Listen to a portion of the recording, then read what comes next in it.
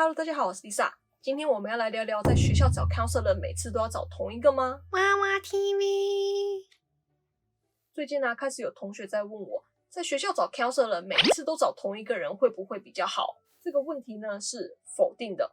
那有人可能就会问啊，每一次呢都找同一个人，他是不是会比较了解我，就像看医生一样？这个其实跟看医生有一点一样，但又有一点不太一样。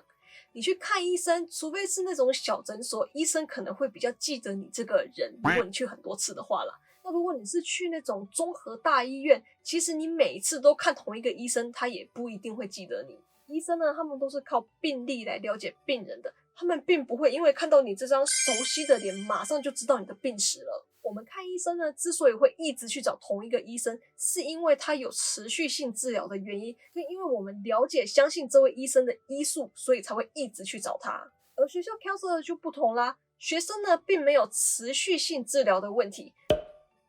一般去找 counselor 的学生呢，都是去问一些有关学校的问题啊，或者是学习相关的问题，这些基本上呢都是一次性的问题。而这些问题呢 ，counselor 一般都有标准答案。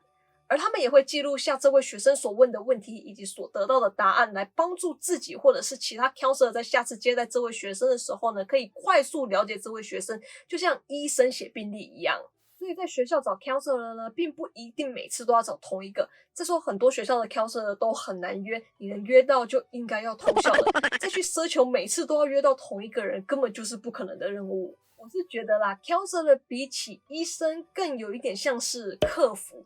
你每次打客服呢，并不一定都是接同一个人嘛，而他们每个客服呢，也都能帮你解决你的问题。更何况 counselor 他还有在做记录，所以根本就不用怕其他 counselor 会不够了解你，不能帮你解决问题。除非你遇到的 counselor 很两光啦，那就记住他，以后不要再选就好了。